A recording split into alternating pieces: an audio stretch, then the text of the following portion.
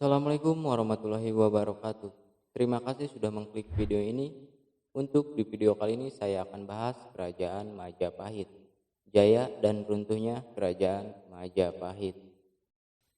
Jaya Kerajaan Majapahit lekat kaitannya dengan sejarah masa jayanya Kerajaan Hindu-Buddha. Kerajaan Majapahit bahkan dianggap sebagai salah satu kerajaan besar dengan luas wilayah kekuasaan yang hampir senusantara. Masa jaya Kerajaan Majapahit sekaligus menjadi penanda berakhirnya Kerajaan Hindu-Buddha yang berkuasa di Nusantara, yang di bawah kepemimpinan Hayam Wuruk dengan Gajah Mada sebagai panglimanya. Mari kita simak videonya. Untuk yang belum subscribe, subscribe dulu biar channel ini berkembang dan selalu memberikan informasi tentang sejarah Tempo dulu.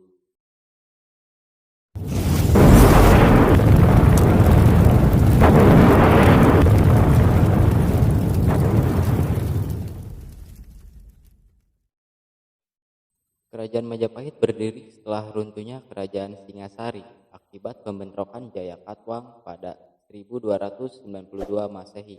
Keponakan Kartanegara, Raja Singasari yang kalah oleh Jayakatwang. Jayakatwang adalah adipati Kediri yang sebelumnya pernah membunuh Kartanegara dan mengambil alih tahta Singasari.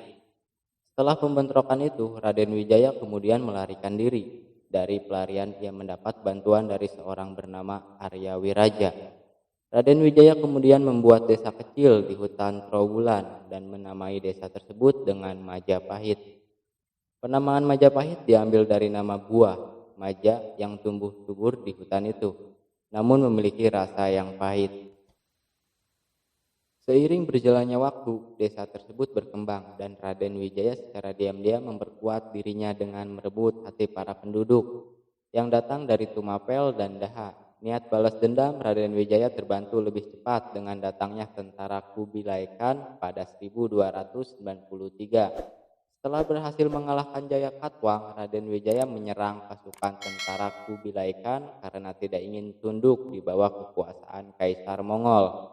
Penobatannya sebagai raja pada tanggal 10 November 1293 merupakan cikal bakal lahirnya Kerajaan Majapahit. Sebagai raja pertama Majapahit, Raden Wijaya memiliki gelar Kertarejasa Jayawardana. Nama Rajasa disematkan Raden Wijaya untuk menghormati pamannya Kartanegara, sang pendiri Kerajaan Singasari, sekaligus menghormati para leluhur di Singasari.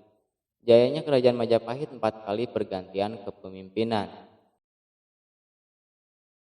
Setelah Raden Wijaya wafat 1309, era kepemimpinan berganti ke tangan Sri Jaya Negara atau lebih dikenal dengan Hayam Wuruk. Kerajaan Majapahit berkembang pesat saat dipimpin oleh Hayam Wuruk dengan dampingan Mahapatih Gajah Mada. Mahapatih Gajah Mada dikenal dengan Sumpah Palapanya yang bertekad mempersatukan Nusantara dan di bawah panji kekuasaan Majapahit.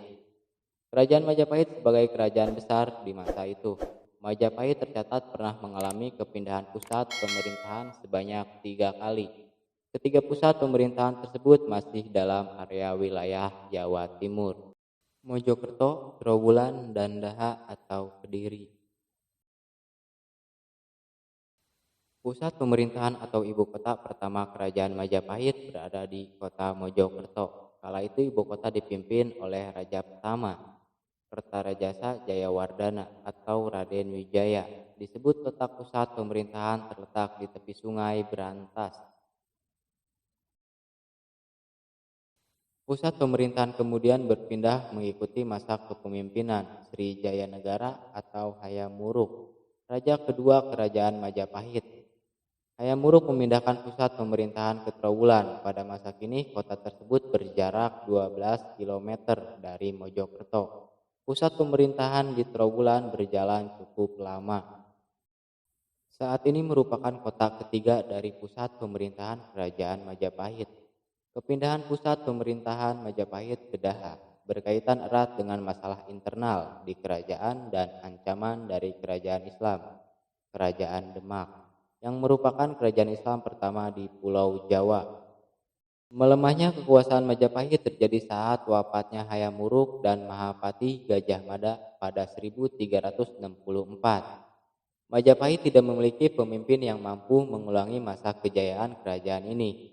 Masa-masa selanjutnya menjadi periode yang suram dan panjang bagi Majapahit. Sering terjadi pertikaian bahkan di dalam lingkungan istana.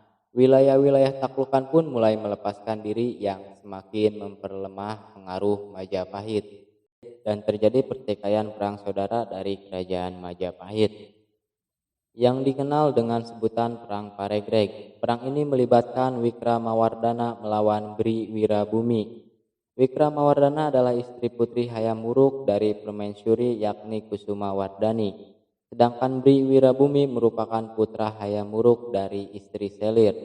Perang tersebut dimenangkan oleh Wikramawardhana 1390 sampai 1428 yang menjadikan dirinya tetap berkuasa sebagai Raja Majapahit setelah Hayam Wuruk. Namun demikian Wikramawardhana maupun para penerusnya tidak mampu membangkitkan kejayaan Majapahit. Melihat situasi itu, Kesultanan Demak pun berencana menghancurkan Majapahit. Kesultanan Demak berdiri pada 1478, pendirinya adalah Raden Patah dari 1475 sampai 1518. Yang tidak lain adalah putra dari Majapahit kala itu, yakni Kertabumi atau Brawijaya dari istri seorang wanita berdarah Cina. Perkembangan Demak sebagai kerajaan Islam di Jawa sangat pesat berbanding terbalik dengan Majapahit yang semakin melemah. Serangan pertama Kesultanan Demak terhadap Majapahit terjadi pada 1517 yang membuat perekonomian kerajaan Hindu-Buddha itu lumpuh. Serangan tersebut dipimpin oleh Pati Unus pada 1488 sampai 1521. Sultan Demak kedua merupakan menantu Raden Patah. Tahun 1527 Kesultanan Demak di bawah kepemimpinan Sultan Trenggana. Pada 1521 sampai 1546 kembali menyerang Majapahit. Sultan Trenggana adalah pemimpin Kesultanan Demak ketiga yang juga adik Pati Unus. Serangan kedua Demak benar-benar menghancurkan Majapahit, bahkan mengakhiri riwayat kerajaan yang pernah sangat perkasa di Nusantara ini. Singkat cerita dari sejarah kerajaan Majapahit, jaya dan runtuhnya kerajaan Majapahit. Selebih dan kurangnya mohon maaf apabila ada salah-salah kata. Selalu dukung terus channel ini biar channel ini berkembang dan selalu memberikan informasi tentang sejarah tempo dulu. Jika videonya kalian suka jangan lupa di like, dan jika videonya bermanfaat untuk kalian bisa kalian share di sosial media kalian masing-masing. Dan yang belum subscribe bisa subscribe dulu karena subscribe itu gratis. Terima kasih dan sampai jumpa di video selanjutnya.